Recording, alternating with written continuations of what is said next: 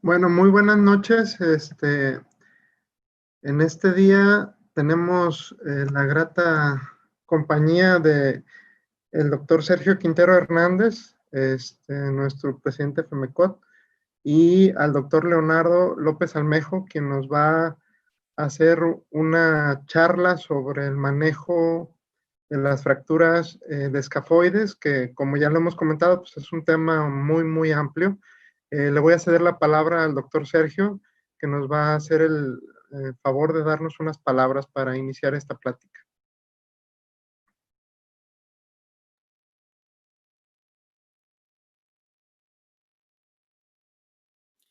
Reciban un cordial saludo de parte de la Federación Mexicana de Colegios de Ortopedia y Traumatología, Asociación Civil, en medio de esta pandemia que nos está afectando a todos y a otros infectando. Deseamos externar nuestro pesar por esos compañeros ortopedistas que se han enfermado y otros han fallecido. En esas situaciones tan difíciles que estamos viviendo, vaya para sus familiares y amigos nuestras más sinceras condolencias. A pesar de todos estos problemas que estamos viviendo, la Federación sigue activa con diferentes temas, como son las sesiones mensuales de cada colegio y los webinars, que cada vez tienen aceptación tanto nacional como internacional.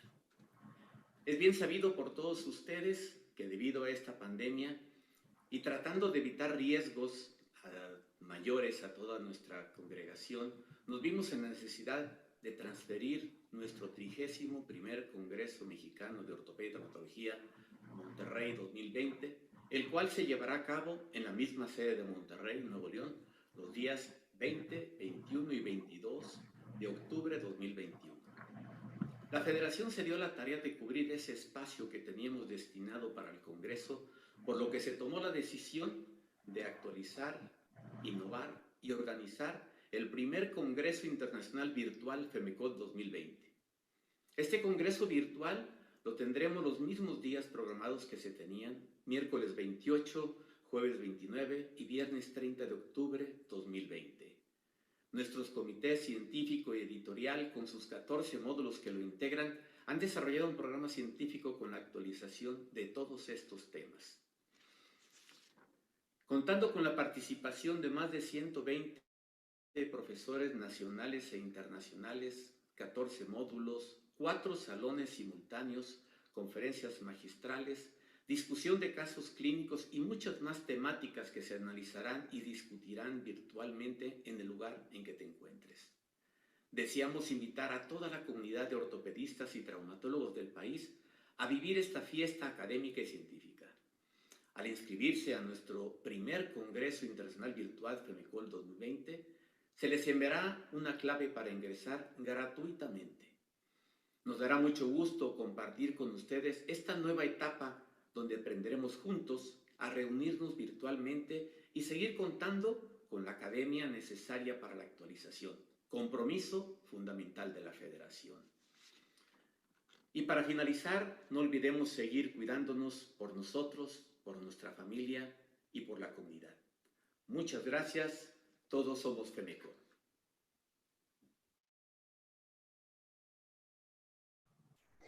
Muchas gracias, Pablo. Muy buenas tardes, buenas noches. Un gusto saludarlos. El doctor Pablo Robles Pérez, el doctor presidente del Colegio de Ortopedia y Traumatología de Puerto Vallarta. Muchas gracias por la invitación, Pablo, de estar con ustedes en la sesión mensual que tiene en Puerto Vallarta. Un gusto. Saludo también al doctor Leonardo López Almejo, vicepresidente de la Federación y coordinador del Comité Científico. Leo, buenas tardes también. Un gusto saludarte. Gracias. Muchas gracias por la invitación. Decirles que en la Federación seguimos con este gran proyecto de nuestro primer Congreso Virtual Internacional FEMECOT 2020, el cual estamos ya muy emocionados, muy avanzado todos nuestros temas, nuestro programa científico completo, todos los profesores confirmando su asistencia. Estos son los días y algo extra que también ya le hemos dado a conocer, el cual tenemos el aval del Consejo Mexicano de Ortopedia y Traumatología. Los 35 puntos que nos daban en nuestro congreso presencial, ahora los tendremos los mismos puntos durante nuestro congreso virtual. Creo que el Consejo, al ver este programa que se ha diseñado para todos, valoró detenidamente este programa y consideró que es un programa pues muy emocionante, muy que confirma todo lo que tenemos en nuestra especialidad. Todos los módulos, ustedes ven aquí en nuestro programa, trauma, cadera, rodilla, hombro. Iniciaremos el día miércoles 28 de octubre a las 5 de la tarde. Nuestro congreso será de 5 de la tarde a 9:30 de la noche. Esa es la distribución de nuestros temas, que tendremos 4 salones simultáneos. Y que si algún compañero no puede ver un tema por estar viendo otro tema, los temas van a quedar abiertos para que los puedan repetir. Va a quedar abierto 15 días para que puedan volver a repetir todo esto. Tenemos unas conferencias magistrales muy importantes de unos profesores internacionales. Uno de ellos, el doctor Mahmoud Nedim Doral, presidente de APOA, de la institución que agrupa ortopedistas más grande del mundo, de Asia-Pacífico. El jueves tendremos al doctor Peter Yanudis de Inglaterra. Y el viernes cerraremos con nuestro doctor invitado de España, el presidente para esa etapa, para esa fecha, el doctor Luis Ramos. Entonces los invitamos a todos a ustedes que se inscriban, que se registren.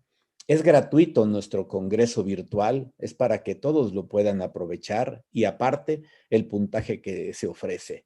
Realmente estamos muy emocionados, trabajando muy fuerte de la mano que el doctor Leonardo nos está guiando con el comité científico, y quiero agradecerlo a todos ustedes a través del doctor Leonardo, el comité científico, que ha tenido una convocatoria muy buena para profesores de un alto nivel académico, científico, nacional e internacional. Ustedes verán ya el programa completo para que puedan programar las pláticas que ustedes deseen entrar. Nuevamente, muchas gracias, doctor Pablo Robles. No quiero extenderme, darle las gracias y un gusto estar con ustedes. Hasta luego, Pablo. Hasta luego, Leo. Gracias. Muchas gracias, doctor Sergio. Pues entonces, sin más preámbulo, vamos a darle la palabra al doctor Leonardo López Almejo, que nos va a hacer el favor y el honor de presentarnos este tema. Y al final podremos tener una sesión de preguntas y respuestas y nuestra charla posterior a la plática. Muchas gracias, doctor Sergio. Leonardo. Muy bien, doctor. Muchas gracias. Muy amable. ¿Me escucho bien, verdad? Perfecto. Bien. Pues como ya lo dijo nuestro presidente, también a quien saludo con mucho gusto, doctor Sergio Quintero, gracias. Gracias por la amabilidad de la presentación y también por dar a conocer todos los avances que se han tenido del primer Congreso Virtual FEMECOT, en el cual estamos muy contentos de que se lleve a cabo. Invitando también a todos nuestros compañeros a que sean parte de esto. Muchas gracias también al Colegio de Ortopedia y Traumatología de Puerto Vallarta. Tengo el honor ahora de poder compartir con ustedes un poquito de lo que estamos haciendo, de lo que pensamos y por supuesto también al doctor Pablo Robles, presidente del mismo. Bien, como saben, bueno, estamos a través del Colegio de Ortopedia y Traumatología de Aguascalientes y por supuesto participando con el honroso cargo de la vicepresidencia y por supuesto del comité científico trabajando. Entrando en materia, bueno, pues ahora les pediré que nos situemos directamente en esta parte de la mano, en la zona del carpo y en la zona del carpo vamos a la primera fila, ¿sí? Estaríamos pensando en esta primera fila y de la primera fila situémonos en el escafoides. Una patología que es muy frecuente, ya veremos en el transcurso de la charla, una patología frecuente que a veces no se diagnostica, ¿sí? Y que deja muchas secuelas, que deja muchas limitaciones y una extremidad dolorosa. Situarnos aquí es la importancia de saber que si uno de estos huesos de la primera fila llega a fallar, todavía es más sentido que cuando falla la segunda fila, con excepción incluso también del trapecio, ¿sí? Entonces, de ahí la importancia de poder entender la biomecánica que rige la radiocarpal y la intercarpal, ¿sí? Para el proceso del movimiento. ¿Y por qué? Bueno, pues porque todo el movimiento que se genere a nivel distal, en los dedos, en la flexión, en la abducción de los dedos, la misma, ¿sí? O la extensión, conlleva efectos de carga y esta carga va a ser distribuida a través de estas imágenes, como podemos ver nosotros, hasta ser la distribución y absorción a nivel proximal hasta el radio en los diferentes componentes. De ahí que estos movimientos puedan estar también apoyados por estabilizadores intrínsecos y estabilizadores extrínsecos, ¿sí? Es un todo, es un conjunto de todo a la vez. La superficie articular que se hace con el radio y la posición de nuestro escafoides, podemos situar lo que le permite tener movimientos gracias a esa biconcavidad y esa forma bitriangular o triangular que se genera, ¿no? Entonces, para poder hablar de fracturas de escafoides como tal, pues tenemos que manejar que existe alrededor del mismo, no solamente en su limitante de ser el mismo escafoide, sino alrededor del mismo otras lesiones, como son las lesiones del ligamento escafo-semilunar, fracturas del radio distal, lesiones del trapecio con fracturas también del mismo, fracturas del hueso grande. Y entonces, por llamar entre otras, ¿no? Pero considerando esta parte, vemos que solamente esta región tan pequeña, pero a la vez tan importante y que guarda una biomecánica muy sui generis, tendríamos que entenderla muy claramente y darle entonces la importancia de vida a esta patología. Entonces podemos ver la relación que guarda aquí con el radio en su fosa, podemos verlo, aquí está, y la relación en este otro corte que guarda también con la zona de la segunda fila del carpo, así como en el mismo radio distal. Y entonces entender ese concepto de diferentes carillas para articular no solamente con el radio, sino con el semilunar y arriba con el resto de la segunda fila. Tenemos que entender en esta imagen, esta biomecánica, tanto de las lesiones del ligamento escafo semilunar, como se pueden ver abajo, como la posición que guarda con los diferentes movimientos. Una imagen muy bonita del doctor Gómez Rodríguez. Y, Doctor, ¿le interrumpo? Sí. No está compartiendo pantalla. Ah, caray. A ver. Vuelvo a...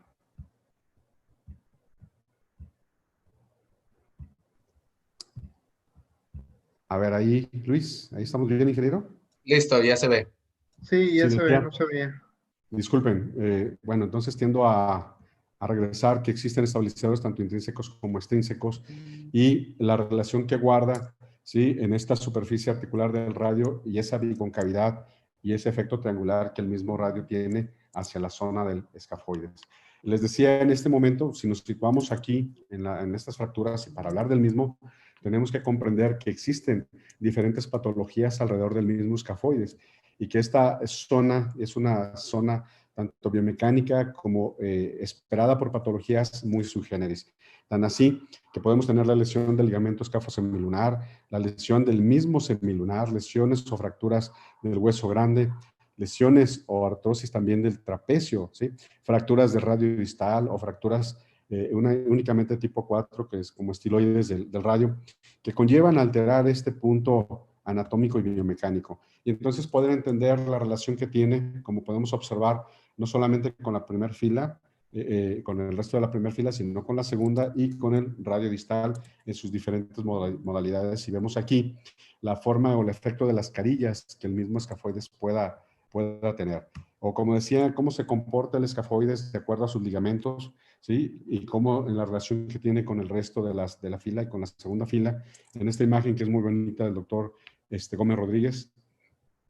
Y también entender que biomecánicamente estas fuerzas de tracción, de rotación que pueda tener, ¿sí?, y de movimiento a un lado a otro, ¿sí?, que pueda tener, también puede favorecer la presencia de fracturas en otras áreas como en el radio distal.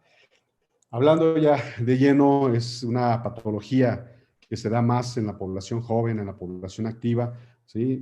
Es muy raro ver una fractura de estas en personas mayores de 60 años. 70% a 80% de estas fracturas son del carpo, y no olvidar la importancia que es la segunda lesión más frecuente de la mano, ¿sí? Es un enlace entre filas, entre las dos filas del carpo. Por supuesto, se genera por efectos de esfuerzos compresivos, rotacionales y cizallantes que tiene, y nos puede dar una mala atención del mismo o una falta del diagnóstico, nos puede llevar a daños de vascularidad, a no unión y a complicaciones muy, muy importantes. De ahí la necesidad de hacer diagnósticos precisos y el tratamiento como tal.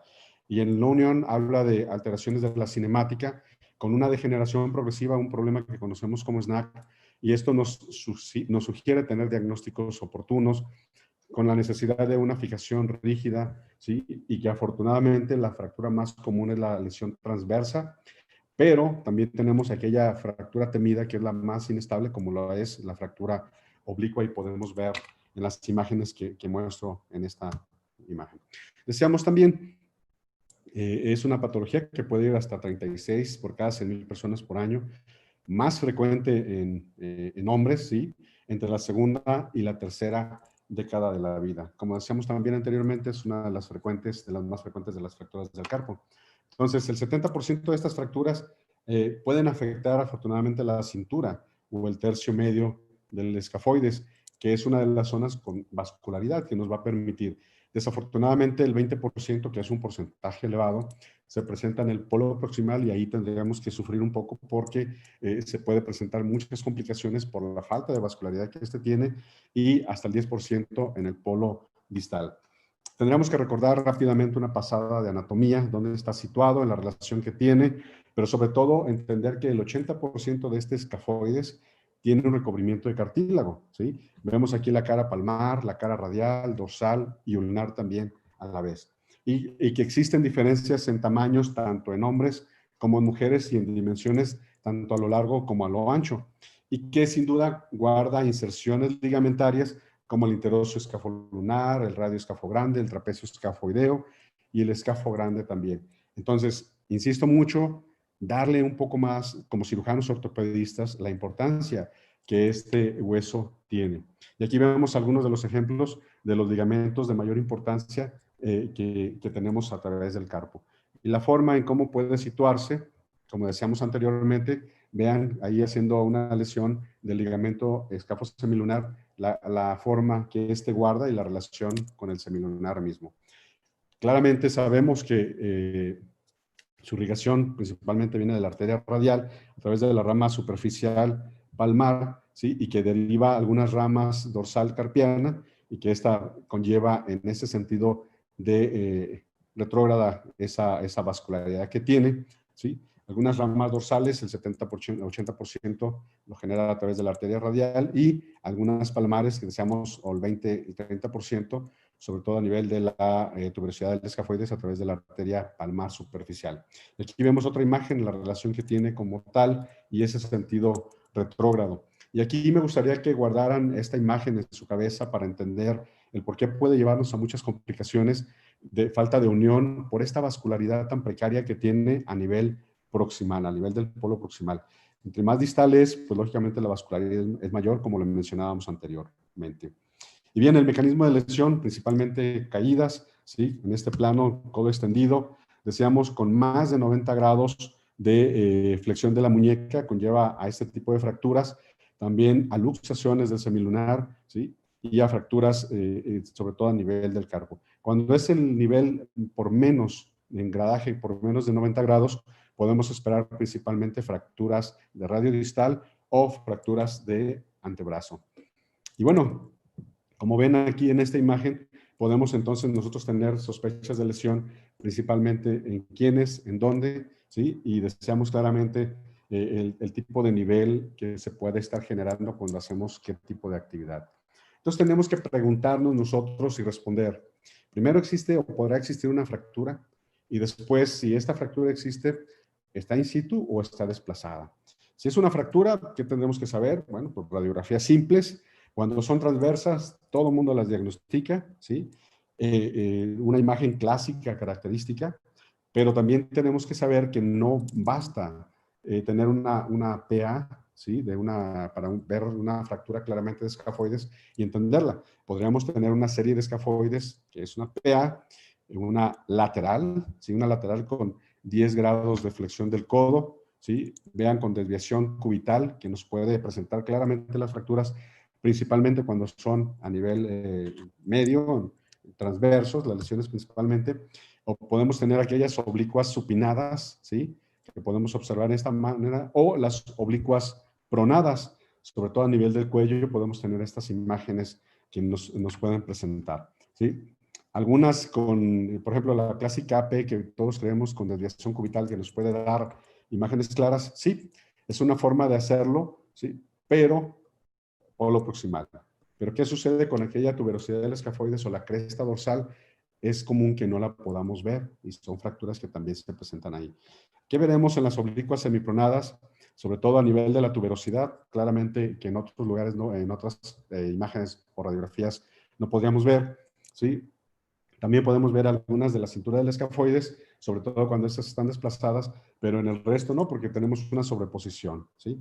Algunas, como son la oblicua supinada, cresta del escafoides principalmente, recuerden que la cresta siempre va en ese punto hacia adentro en la relación con el hueso grande como tal.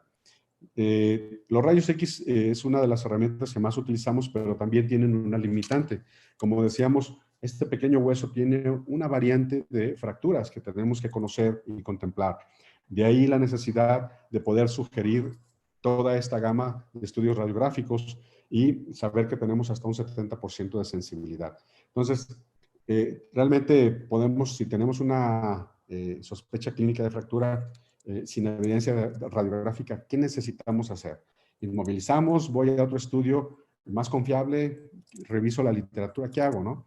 Entonces, podemos saber que cuando nosotros tenemos radiografías seriadas, sí, podemos incluso tener alguna confiabilidad con un interobservador, pero entender que también tenemos un nivel bajo de sensibilidad. Entonces, podremos echar uso de algunos otros.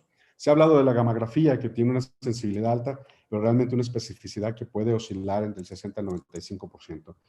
Una tomografía, por supuesto, nos aumenta la especificidad, nos aumenta la sensibilidad, pero también tenemos falsos positivos. Sobre todo para diagnosticar desplazamientos, la tomografía y en estados agudos es el estudio ideal. Y sobre todo que nos pueden dar en esas reconstrucciones tan hermosas que ahora podemos tener, contemplar, voltear, girar la imagen y poder ver en qué punto está la lesión. Pero ¿qué hay de la resonancia magnética? Cuando tiene un nivel de sensibilidad bastante alto y una especificidad también muy superior, entonces creemos que es uno de los estudios principalmente para hacer diagnóstico de fracturas ocultas o aquellas fracturas en las cuales tenemos una sospecha. Pero ojo, no olvidar que la resonancia magnética también podemos utilizarla en patologías que no son recientes, sobre todo para contemplar aquellas evoluciones de manera inadecuada y procesos crónicos del mismo. Entonces, decíamos resonancia magnética, elección en fracturas ocultas o no desplazadas. Vemos aquí una imagen del lado izquierdo donde nos puede ubicar una fractura, vean aquí, ahí con la imagen se puede observar, y el problema es que también en las contusiones nos puede dar imágenes como esta que nos pueden hacer sospechar de alguna fractura. Ahora, ¿la fractura puede estar desplazada? Pues sí. Sabemos que cuando las fracturas llevan más de 1 milímetro, pueden aparecer en algunas de las series radiográficas que hemos contemplado, ¿sí? O cuando tienen alguna relación con alguna otra patología, en el caso del semilunar o a nivel del radio, nos pueden dar alguna interferencia como tal. Entonces, el método de elección en este tipo de fracturas que son desplazadas, el diagnóstico de elección se puede hacer, el método de elección se puede hacer a través del apoyo diagnóstico con la tomografía, siempre y cuando solicitemos cortes de 1 milímetro como tal. Y podemos ver imágenes tan bonitas como el target sync, que está del lado izquierdo, o que nos pueden favorecer tanto en cortes sagitales como en cortes coronales y poder entender más claramente la lesión que ésta pueda tener. Y podemos medir también los ángulos que puedan generarse en este tipo de estudios, como el interescafoideo, el cortical dorsal, ¿sí? Y algunas veces lo ancho y la altura que este puede tener. Entonces, entender claramente con esto una forma rápida de llevar a cabo si está desplazada, si no está desplazada, y poder entender que podemos entrar al rubro entonces también de clasificar nuestra fractura.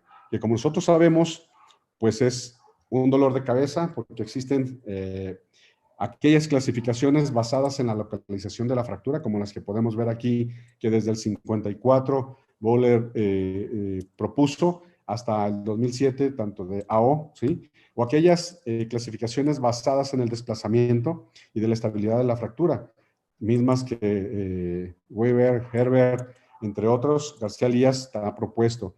O qué decir de aquellas que son basadas en el plano de orientación de la fractura, ¿sí? Sin embargo, bueno, otras más, como esta clasificación de Rus, en donde habla en aquellas fracturas que son oblicuas, ¿sí? Que tienden a desplazarse, podemos pensar en ella misma.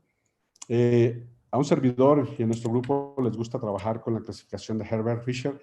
Creemos que es una fractura completa, creemos que también es una fractura pronóstico, ¿sí? Y que podemos nosotros hacer uso y poder entender con los pacientes claramente la sospecha y la evolución.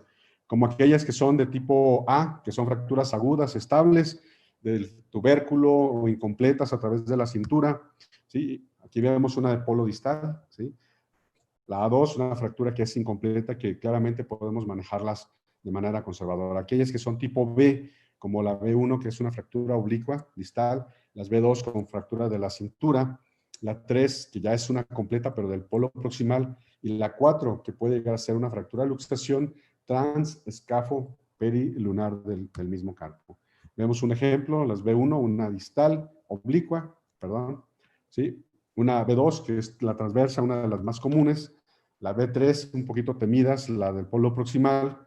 Las B4, luxaciones del semilunar, que también se pueden acompañar. Y las tipo C son aquellas que se consideran fracturas con retraso en la consolidación, ¿sí? Que nos puede llevar a más de 6 semanas para el diagnóstico, ¿sí? O aquellas tipo D, en donde ya podemos hablar que existe una unión fibrosa, es un escafoide sintomático, doloroso, limitante, o aquellas que están de plano en una D2, que es una pseudartrosis como tal. Vemos el ejemplo de cada una de ellas y, bueno, cada una de estas clasificaciones tiene un tratamiento muy especial. El 60% de los cirujanos llegamos a solicitar alguna tomografía o una resonancia, dependiendo del momento en que nosotros estemos haciendo la sospecha de la fractura.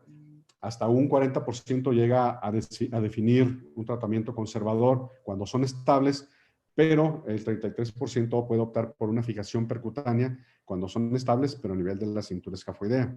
Pero ojo, en fracturas desplazadas o fracturas del polo proximal, un porcentaje mucho más alto se opta por el tratamiento quirúrgico tal como lo menciona este artículo, ¿sí? Y bueno, también se habla de que los cirujanos más experimentados, lógicamente, pues pueden tener más opciones de solicitar pruebas de las fracturas. Incluso podemos hacer maniobras dinámicas para poder saber el proceso de movimiento y de inestabilidad que tiene. Entonces, siempre hemos batallado los cirujanos ortopedistas si lo inmovilizo, si hago manejo conservador, cuándo consolida, porque la teoría dice que hasta 12 semanas tengo que inmovilizar a una persona, ¿sí? Entonces, el tratamiento que normalmente se utiliza o que se ha venido utilizando a través de la historia es eso, una inmovilización que pueda ir hasta 12 semanas, pues lógicamente se puede curar el escafoides, pero se atrasa y se puede hasta anquilosar el resto de las articulaciones, ¿no? Entonces, siempre la lucha o la batalla, ¿lo inmovilizo? Sí. La pregunta sería, ¿una inmovilización braquipalmar o antebraquipalmar? La mayoría estaría diciendo, pues vamos a hacerlo braquipalmar. Quiero decirles que, bueno, ya se ha valorado, ¿sí? Que en este estudio desde el 89, ¿sí? Que si podemos hacer una braquipalmar, una antebraquipalmar, el tiempo de consolidación promedio fue de 9 a 12 semanas y se obtuvo hasta un 8% de no uniones, ¿sí? Pero a través de un metaanálisis se observó que no importaba, no había una diferencia significativa entre ponerlo braquipalmar y antebraquipalmar. Ahora, la pregunta terrible también, ¿le inmovilizo el pulgar o no le inmovilizo el pulgar? ¿Qué hago? Bueno, desde el 2014, sí, se observó que podía haber una consolidación a las 10 semanas a favor de esta inmovilización sin la espica, y se habla de la espica del pulgar en este caso, sí, y la espica se observó que no era necesario. En este tipo de estudios, 292 fracturas, se vieron que la consolidación era independiente de si tenía la inmovilización con pulgar o sin pulgar. Entonces, venía aquí el proceso biomecánico de saber, y llegando a la conclusión en algunos estudios, desde hace ya algunos años, de una inmovilización braquipalmar, 4 o 6 semanas, que no era necesario incluso hacer la inmovilización del pulgar, ojo, pero sí solamente permitir la flexoextensión del pulgar, pero el resto sí se inmoviliza, ¿sí? Porque hay que definirlo claramente. Y tener un seguimiento radiográfico, y cuando nosotros pensemos que ya está, cuando haya oportunidad también, y así lo permita el paciente, poder hacer una tomografía de control después de las 8 a 12 semanas. Ahora, en aquellas fracturas no desplazadas de la cintura, se puede, después de 3 meses de inmovilización, llevar a una consolidación, ¿sí? Se vio en un porcentaje muy elevado esto, pero la osteosíntesis podría evitarnos esa inmovilización prolongada y una reintegración a factores laborales más temprano, y esto está bien indicado de varios estudios que se han establecido. Ahora, pongo un tornillo, pongo clavos, bueno, pues los tornillos, desde que Herbert los sugirió, al ver que tenía una relación punta, parte distal o parte más distal del tornillo, una diferencia entre la hoja, ¿sí? Interhoja o interespacio a nivel proximal que a nivel distal, y eso le permitía hacer el efecto de la compresión de la fractura, ¿sí? Entonces, esto veían que daba una sujeción bastante importante y no requeriría pues nueva fractura porque podemos dejar el tornillo ahí sin mayor problema. Ahora vienen las técnicas nuevas, como las mínimo invasivas, también surge la percutánea a nivel de este tipo de técnicas de cirugía. Y si nosotros vamos a hacer una fijación percutánea con tornillo, se puede, si hablamos del polo proximal, podemos hacer un abordaje anterógrado vía dorsal, como podemos ver en estas imágenes que se ejemplifican aquí, ¿sí? Se pone el tornillo, el clavillo, se observa en diferentes posiciones, una lateral, una PA, podemos ver la desviación y después se puede colocar el tornillo de esta manera. Insisto, cuando son fracturas del polo proximal, abordaje dorsal. Cuando son, queremos hacer una fijación percutánea con tornillo retrógrado, ojo, retrógrado, se hace vía palmar, entonces hablamos de que la fractura está a nivel del polo distal principalmente, ¿sí? O también a nivel transverso. Vamos a hablar y vemos en las imágenes algunos ejemplos de cómo podemos corroborar tanto a nivel de la AP, ¿sí? Con un poquito de desviación, podemos ver la inserción del clavillo guía, ¿sí? Y lógicamente tener que hacer a un ladito, hacer un poquito de batalla ahí con el trapecio para que nos permita entrar de manera más correcta y más directa a la zona donde queremos y después colocar el tornillo como se puede observar en esta imagen. Entonces, claramente se ve pues que hay menos tiempo para iniciar el trabajo, la vida laboral, aunque el factor quirúrgico conlleva también a más complicaciones, sobre todo cuando no tenemos esa curva de aprendizaje, ¿sí? Pero se ve que a largo plazo, tanto la inmovilización, ¿sí? Conlleva efectos de tasas de consolidación, de fuerza y de rangos de movimiento muy parecidos. El único detalle es tener que esperar varias semanas para esto y tener el efecto del costo-beneficio también, que es muy importante mencionarlo. Entonces, las fracturas desplazadas también tienen un riesgo, hasta en un porcentaje mayor, se habla de 4 veces más en una falta de unión. Por eso estas fracturas desplazadas sí se sugiere un manejo quirúrgico, aunque también se habla del manejo de manera conservadora, ¿no? Entonces, para aquellos pacientes que dependen de reingresar a su vida laboral por su situación de ingresos, cuestiones familiares, personas jóvenes, personas deportistas, pues lógicamente lo ideal es pensar en un tratamiento quirúrgico con alguna persona que tenga esta curva ya bien solventada. Entonces, desplazadas nos pueden llevar incluso, como decíamos, retrasos de la consolidación, no unión o necrosis avascular, ¿sí? Fracturas inestables también cuando son de más de 1 milímetro en cualquier proyección o con un desplazamiento secundario y sobre todo de falta de unión, decíamos, sobre todo a nivel proximal por este mismo ejemplo de la falta de vascularidad. Ya se ha hablado cuando hacemos los manejos abiertos, no percutáneos, abiertos, decíamos que sobre todo de la cintura, en fracturas de la cintura y del polo distal, la sugerencia es hacer un abordaje palmar porque ahí lo vamos a tomar más de lleno, un abordaje como el que se ve en la imagen, nos va a permitir preservar un poco la vascularidad, un poco más, ¿sí? Es un abordaje muy bueno para ver este tipo de fracturas, ¿sí? No tanto en especial del polo distal, pero no para el polo proximal. El único detalle aquí es que nos enfrentamos con el abordaje a los daños de los ligamentos. Entonces tenemos que tener toda la precaución de volver, primero de localizarlos, saber cuál es el ligamento que vamos a incidir, ¿sí? Si es necesario para hacer la disección, hacerlo, pero después volver otra vez a reconstruir esa zona, ¿sí? Y nos permite tener estos abordajes. Les decía, el único detalle es que tendríamos que batallar un poquito aquí con el trapecio porque no nos permite llegar de manera directa a la zona céntrica, como nosotros lo queremos. Nos hace a veces hacerlo un poco más excéntrico, como vemos en la imagen del lado, en una de las imágenes del lado izquierdo, ¿sí? Y en el lado derecho, pues sería lo ideal mantenerlo así lo más central posible, ¿no? ¿Cuándo utilizar entonces el abordaje posterior? Que podemos hacerlo en una línea o con variantes de 45 grados subsecuente, como podemos ver en la imagen del lado derecho. Entonces, este es un abordaje excelente, sobre todo en las fracturas del polo proximal, ¿sí? Entenderlo también como fracturas de la cintura o del mismo polo proximal. Es más fácil colocar el tornillo de compresión porque ahí lo tenemos de manera directa, pero ojo, una de las complicaciones que tenemos acá es el daño a la vascularidad, si no tenemos ese cuidado minucioso de la disección al momento de llegar. Y nosotros también, este abordaje nos permite hacer el efecto del joystick, que podemos permitirnos apoyarnos para hacer la reducción del mismo. Podemos ver en la imagen de la izquierda y superior, como marca aquí la flecha, esta es la lesión a nivel del polo proximal. Vemos cómo se está haciendo la introducción del tornillo y cómo conlleva después de tener el clavillo guía a la colocación del mismo y a su consolidación posterior.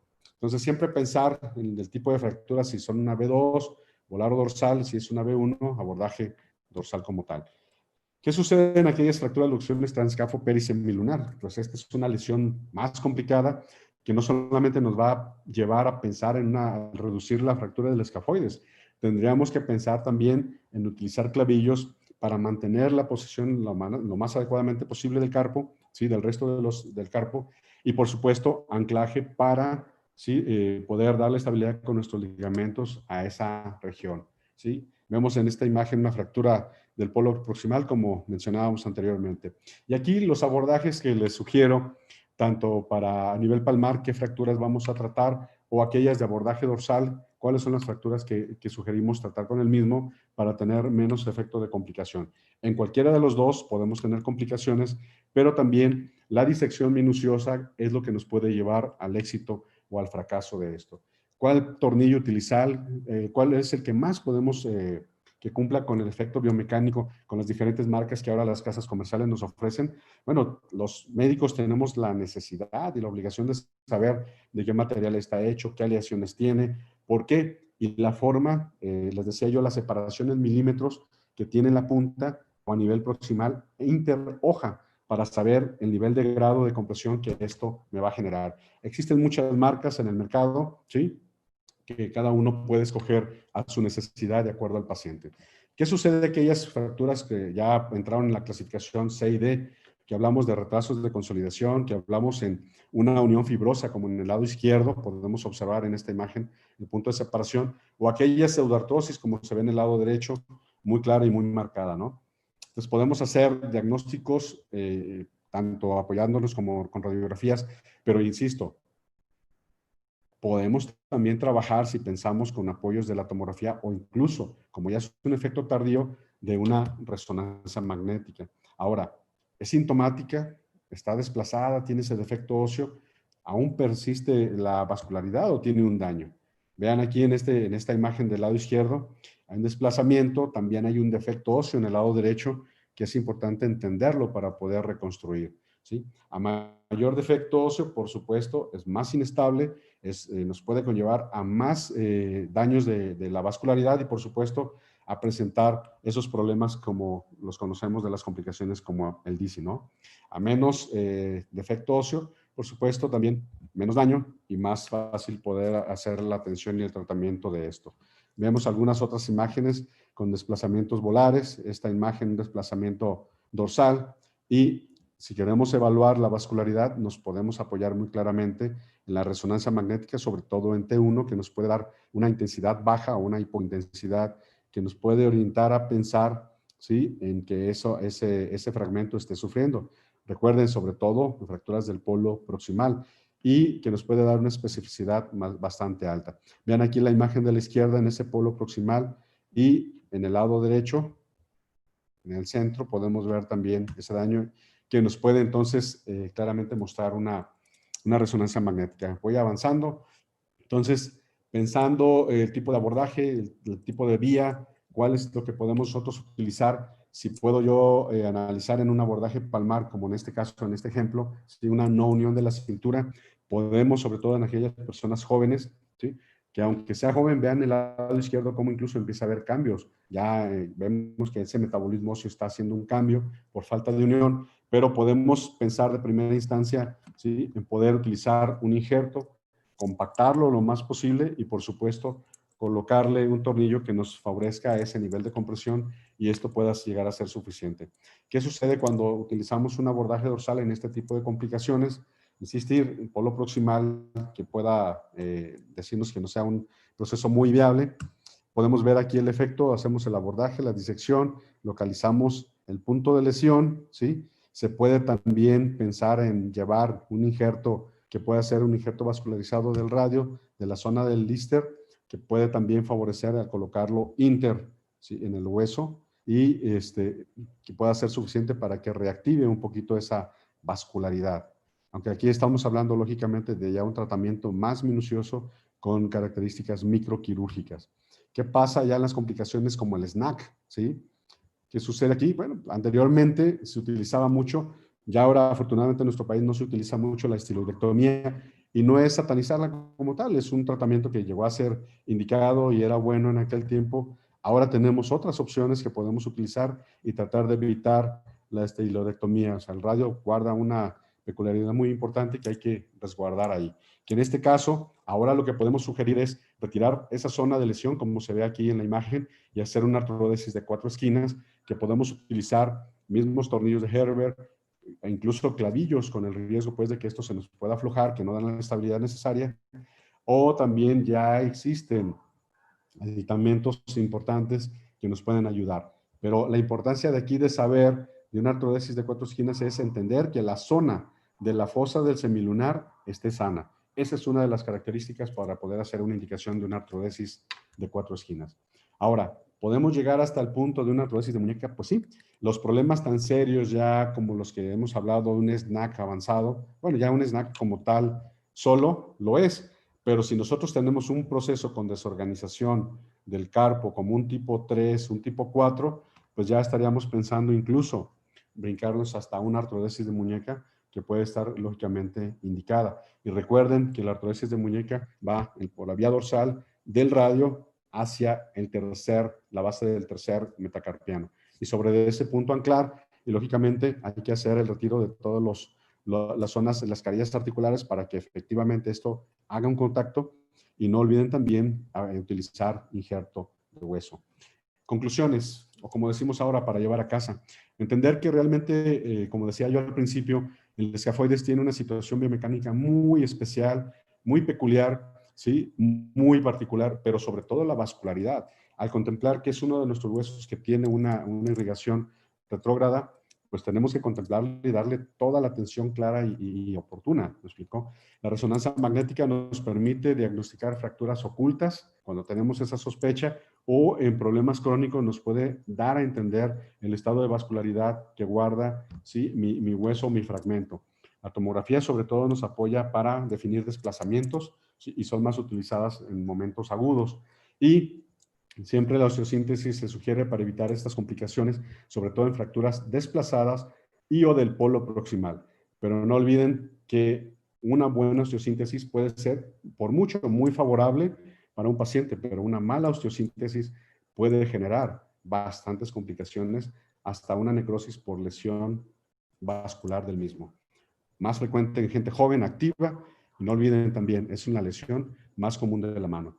Les invito también, si me permite el doctor Pablo, invitarlos al 18º webinar FEMECOT, que ya tenemos preparado con el doctor Luis Enrique Sánchez, que es el coordinador del módulo de mano en la federación, a través del comité científico, quien tiene invitados, por supuesto, de lujo, como es el doctor Alejandro Espinosa, el doctor Antonio Ramírez Gómez, el doctor Gerardo Zárate y el doctor Joaquín Díaz López.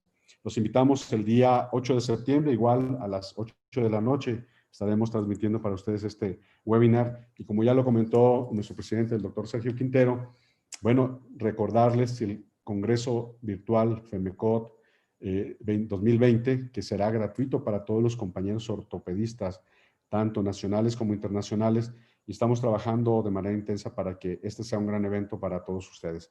Doctor Pablo Robles, le agradezco mucho la amabilidad de permitir y compartir con ustedes esta charla. Muchas gracias y estoy a sus órdenes.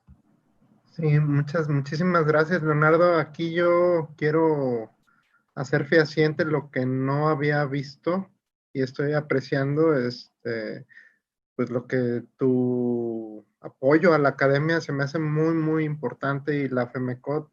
Yo creo que también el hecho de que sea gratuito este congreso nos habla de la academia y de pues estamos,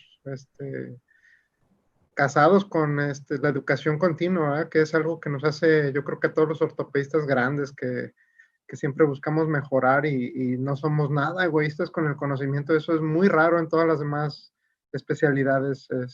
Bueno, es lo que yo aprecio, ¿verdad? A lo mejor me equivoco, pero nosotros como ortopedistas creo que estamos sacando la casta, y pues te aplaudo el hecho de que estés tan pegado con esto de la educación, ¿no? Que es muy importante.